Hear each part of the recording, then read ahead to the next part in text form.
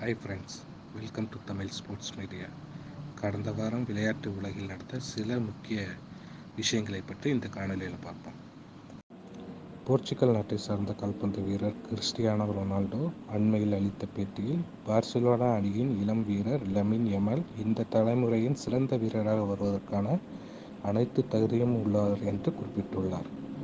கடந்த வாரம் நடைபெற்ற குரேஷியா அணிக்கு எதிரான போட்டியில் கிறிஸ்டியானோ ரொனால்டோ தனது ஃபுட்பால் கெரியரில் 900வது கோலை அடித்தார் என்பது குறிப்பிடத்தக்கது. குரேஷியா அணியின் விங்கர் இவன் பெர்சிக் நெதர்லாண்டை சார்ந்த PSV கிளப்பில் ஃப்ரீ ஏஜென்ட் முறையில் இணைந்துள்ளார். அதேபோல் பிரான்ஸ் நாட்டை சேர்ந்த அட்ரியன் ராபிட்டும் பிரான்ஸ் நாட்டின் மார்ஷியல் அணிக்காக ஃப்ரீ ஏஜென்ட் முறையில் இணைந்துள்ளார். மற்றொரு பிரெஞ்சு வீரரான அந்தனி மார்ஷியால் கிரீக் நாட்டை சேர்ந்த ஏத்தன்ஸ் அணியில் ஃப்ரீ ஏஜென்ட் மூலம் இணைந்துள்ளார். இவர் 3 ஆண்டுக்கான ஒப்பந்தத்தில் கையொப்பமிட்டுள்ளார். இவர் வருடத்திற்கு 2.5 மில்லியன் யூரோ சம்பளம் பெறவுள்ளார். இத்தாலியன் கிளப் அணியான AS ரோமா தனது கிளப்பின் மேனேஜர் டேனியல் டி ரோசியை அதிரடியாக நீக்கியுள்ளது. இவர் கடந்த ஜனவரி மாதம் முதல் அக்கிளப்பின் மேனேஜராக செயல்பட்டு வந்தார். இந்த சீசனில் முதல் 4 போட்டிகளில் 3 போட்டிகளில் டிராவும் மற்றும் ஒரு போட்டியில் தோல்வியடைந்து புள்ளிப்பட்டியலில் 16வது இடத்தில் AS ரோமா அணி உள்ளது. இந்நிலையில் அந்நணியின் புதிய மேனேஜராக குரேஷியா நாட்டின் இவன் ஜூரிக்கை நியமித்துள்ளது AS ரோமா அணி நிர்வாகம். கடந்த வாரம் தொடங்கிய இந்தியன் சூப்பர் லீக் 2024-25 சீசனின் சென்னை அணியின் முதல் போட்டியில் ஒடிசா அணியை 3-2 என்ற கோல் கணக்கில் வீழ்த்தி வெற்றி பெற்றுள்ளது. கடந்த 13 போட்டிகளாக ஒடிசா அணி தனது சொந்த மைதானத்தில் எந்த ஒரு அணியிடமும் தோல்வியடையாமல் விளையாடி வந்த நிலையில் சென்னை அணி அச்சாதனையை முறியடித்துள்ளது.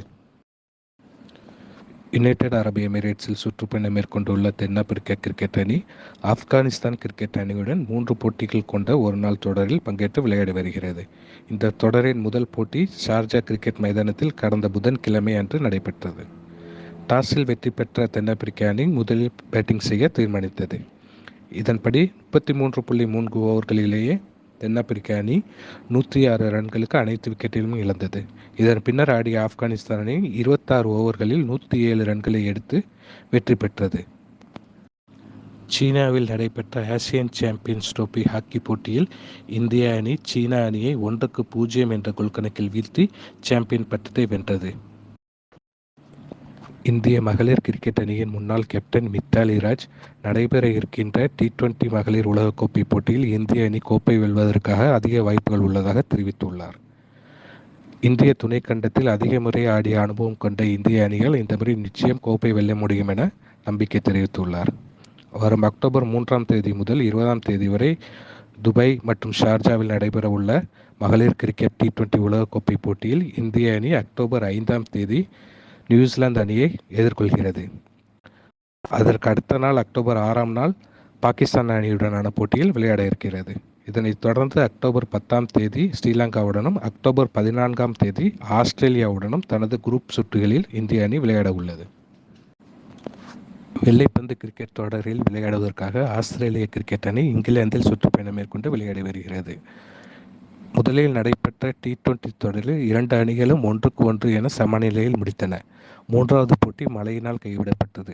இதனைத் தொடர்ந்து நடைபெற்ற முதல் ஒருநாள் போட்டியில் டாஸில் வெற்றி பெற்ற இங்கிலாந்து அணி முதலில் பேட் செய்ய முடிவு செய்தது.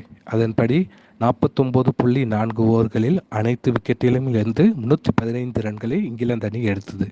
இதனைத் தொடர்ந்து அதிரடியாக விளையாடிய ஆஸ்திரேலிய அணி 44 ஓவர்களிலேயே 3 விக்கெட்களை இழந்து 317 ரன்கள் எடுத்து 7 விக்கெட் வித்தியாசத்தில் வெற்றி பெற்றது.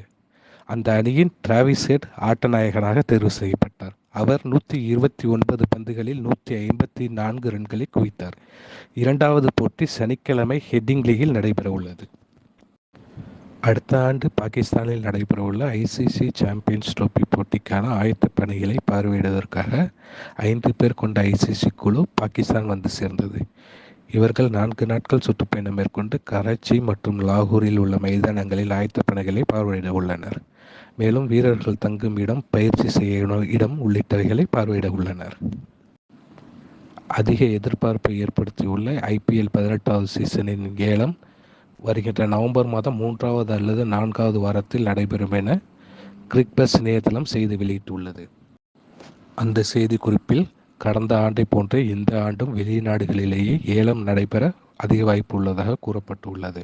கடந்த ஆண்டு துபாயில் நடைபெற்ற ஏல நிகழ்ச்சி போல் இந்த ஆண்டு கத்தார் தலைநகர் தோஹா அல்லது அபுதாபியில் நடப்பதற்கான வாய்ப்புகள் அதிகம் உள்ளதாக அச்செய்தி குறிப்பில் கூறப்பட்டுள்ளது.